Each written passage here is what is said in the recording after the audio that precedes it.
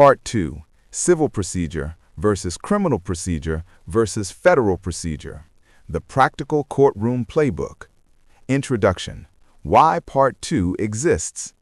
Part 1 explained that rights are not protected unless they are preserved. Part 2 explains the reality that most people never learn. The courtroom is not controlled by emotions. It is controlled by procedure. Procedure is the language of the court. If you do not speak the language, you will lose. This training teaches the difference between civil procedure, criminal procedure, federal procedure, evidence rules, appellate rules, local rules. This is the practical operating system of law. Section 1. The court system is not one system. Most people believe there is one law system. That is false. In reality, there are multiple systems operating at the same time. The main courtroom systems are civil court, criminal court, family court, probate court, administrative court, federal court, appellate court. Each system has different rules. Different courts require different procedures. The first rule of preserving rights is knowing what system you are in. Section 2. The most important question in law. What type of case is this? This question determines everything, because every case is one of two major types. 1. Civil case, a dispute between people, businesses, or institutions. 2. Criminal case, a case where the government accuses someone of violating a law. Civil cases involve money, property, contracts, damages, and court orders. Criminal cases involve liberty, jail time, probation, and criminal punishment. The procedures are completely different. Section 3. Civil procedure, state level. What is civil procedure? Civil procedure is the rule book that governs how civil lawsuits work. Civil procedure controls how lawsuits begin, how parties are notified, how evidence is exchanged, how motions are filed, how hearings and trials are conducted, how judgments are entered, how judgments are enforced, how appeals begin. Civil procedure is the court's blueprint for handling disputes. 3.1. What civil cases usually involve? Civil procedure applies to cases involving contracts, unpaid debts, evictions, property disputes, boundary disputes, landlord-tenant issues, business disputes, personal injury claims, negligence lawsuits, defamation claims, injunctions, restraining orders, breach of fiduciary duty, trust and estate disputes. Civil law is about liability and remedies, not punishment. 3.2. The civil lawsuit timeline, the standard flow. Civil cases generally move like this. Step 1. Petition/complaint filed. This is the document that starts the lawsuit. Step 2. Service of process. The defendant must be officially notified. Step 3. Answer filed. The defendant responds. If the defendant does not answer, the plaintiff can seek a default judgment. Step 4. Discovery phase. This is where evidence is exchanged. Discovery includes interrogatories, requests for production, depositions, admissions. Step 5. Pre-trial motions. This is where many cases are won. Step 6. Trial. If no settlement occurs, the case goes to trial.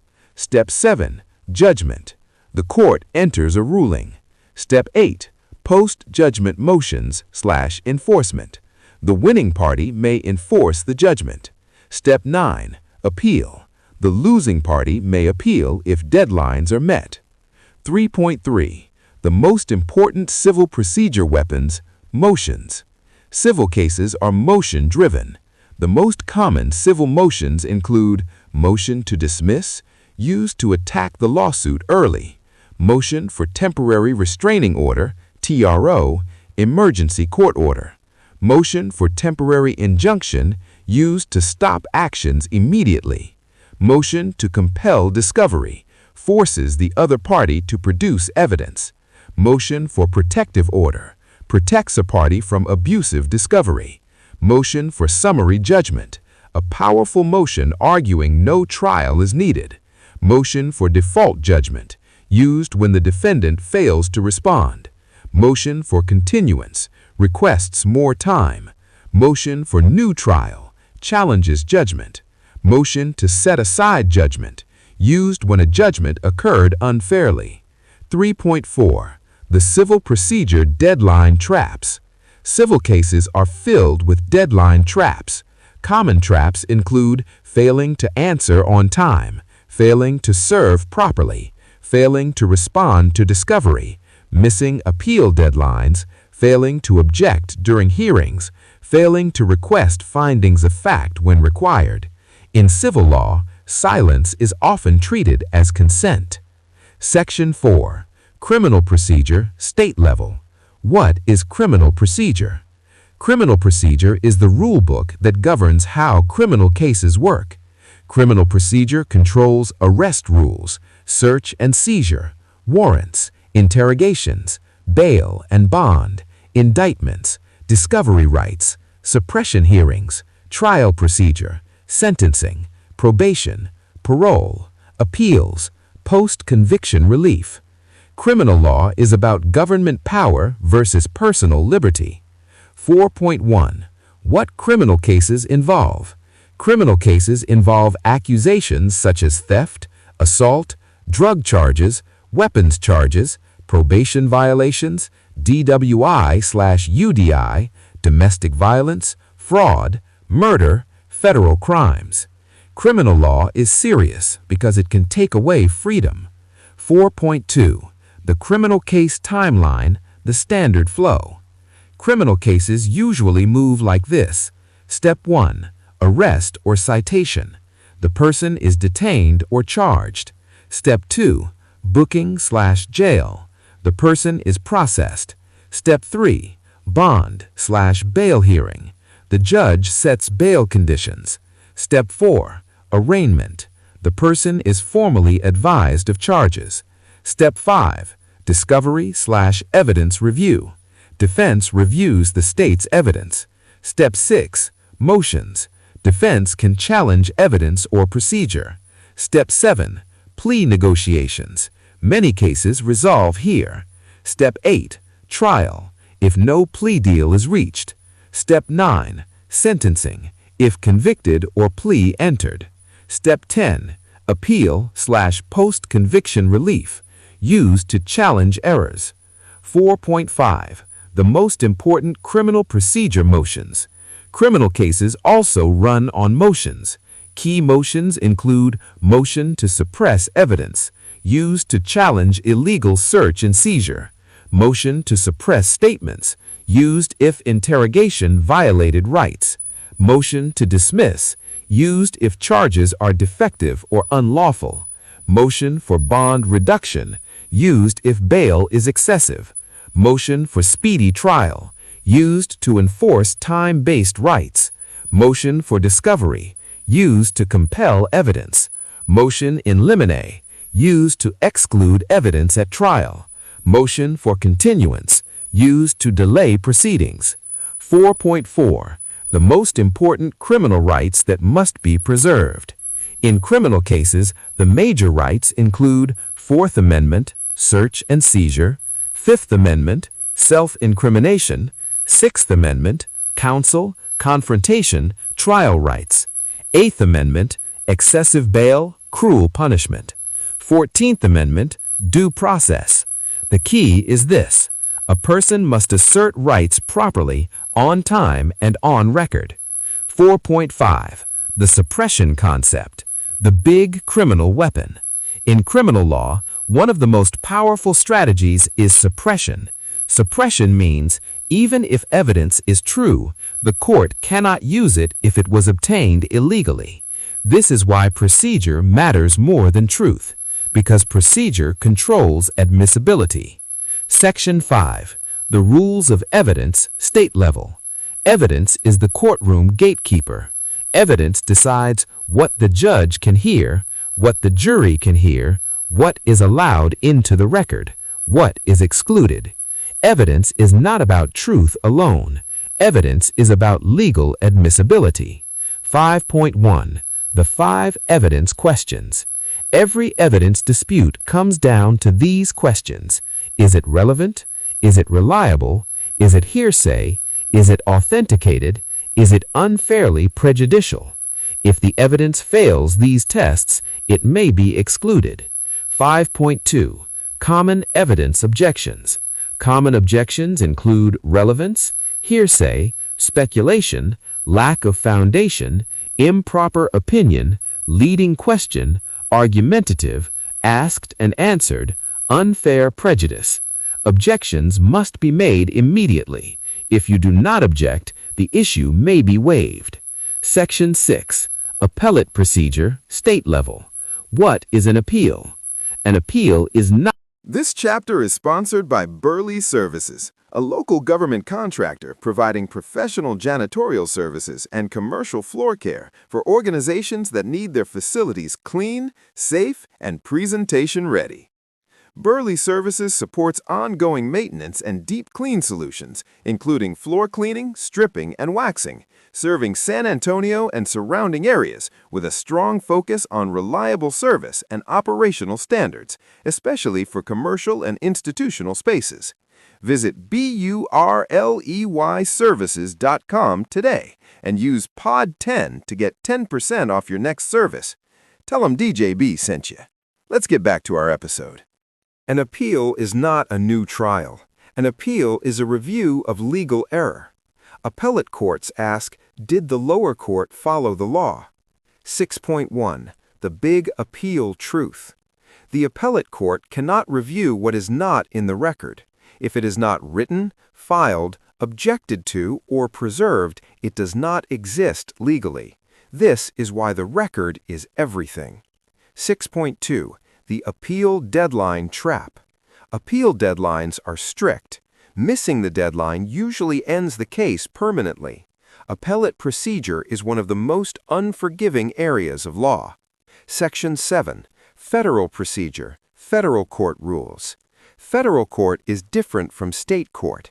Federal courts operate under Federal Rules of Civil Procedure, FCRP, Federal Criminal Procedure, FCRRP, Federal Evidence Rules, FRE, Federal Statutes, U.S. Code, Federal Local Rules, District-Specific. Federal courts are strict and highly procedural. Federal judges expect correct formatting and proper filings. Section 7.1. Federal Civil Procedure, FCRP. FCRP governs lawsuits involving federal jurisdiction, federal agencies, interstate disputes, constitutional claims, diversity jurisdiction cases, federal civil rights actions. Federal civil cases often include civil rights lawsuits, discrimination lawsuits, government-related claims, federal contracts, federal injunction requests. Federal court is a structured system designed for precision. Section 7.2. Federal Criminal Procedure, FCRRP. Federal Criminal Procedure governs federal indictments, federal detention, federal sentencing guidelines, federal plea agreements, federal evidentiary hearings. Federal criminal cases are usually higher stakes. Section 7.3. Federal Evidence Rules, FRE. Federal evidence rules determine what is admissible, what is excluded, what experts can testify to, what documents must be authenticated. Federal courts often have stricter standards for evidence. Section 7.4. Federal Local Rules, the Hidden Federal Trap. Every federal district has local rules. These rules control formatting, page limits, filing requirements, motions practice, mandatory pre-trial disclosures. Many people lose in federal court simply because they did not follow local rules. Section 8. The Procedure Pyramid, the Compliance System. To operate legally, you must understand this hierarchy. Level 1. Constitution, the highest authority. Level 2. Statutes, federal and state laws. Level 3. Court rules, civil procedure, criminal procedure, Evidence. Level 4, local rules, court-specific instructions. Level 5, administrative rules, agency procedures. This pyramid is the compliance blueprint. Section 9, the 3 types of jurisdiction, the biggest courtroom issue. Most people lose because they don't understand jurisdiction. Jurisdiction means the court's authority to hear the case. The 3 major jurisdictions are 9.1, subject matter jurisdiction. Does the court have authority over the type of case? Example, a small claims court cannot hear a felony case. 9.2, personal jurisdiction. Does the court have authority over the person? This is often tied to residency, location, or legal service. 9.3, venue. Is this the correct county or district? Even if the court has jurisdiction, venue can be wrong. Wrong venue can lead to dismissal or transfer. Section 10, the motion-based survival method. If you want to survive in court, you must stop thinking emotionally. You must think in motion format. This is the motion survival structure. Problem: what happened? Rule: what rule applies? Remedy: what do you want the judge to do? Motion: what is the correct motion to request it? Deadline: when must it be filed? Evidence: what documents support it? Service: who must receive notice? Record: how do you preserve it? This is the court language. Section 11. The paper trail is power principle. Courts believe documents. Courts do not believe stories. If you want protection, you must build a paper trail. Paper trails include certified mail receipts, stamped court filings, sworn affidavits, notarized documents, witness statements, discovery requests, court transcripts, hearing notices, orders and judgments. If it is not documented, it does not exist legally. Section 12. The compliance officer mindset. A compliance officer is not just a rule follower. A real compliance officer is a risk manager. A compliance officer asks, what can go wrong? What is the rule? What is the deadline? What is the documentation requirement? What is the enforcement risk? What is the audit trail? What is the liability exposure? What is the remedy? This is why legal knowledge turns into organizational power. Section 13. The big takeaway. Civil court is about disputes and remedies. Criminal court is about government accusations and liberty. Federal court is its own universe of strict procedural enforcement. All courts are controlled by procedure, evidence, record-keeping, jurisdiction, and deadlines. Rights are real, but rights survive only when they are preserved through proper action. If you want to preserve your rights, you must learn procedure. If you want to win in court, you must master deadlines, motions, evidence, and the record. Court is not a conversation. Court is a system, and procedure is the language of that system. End of Part 2 training.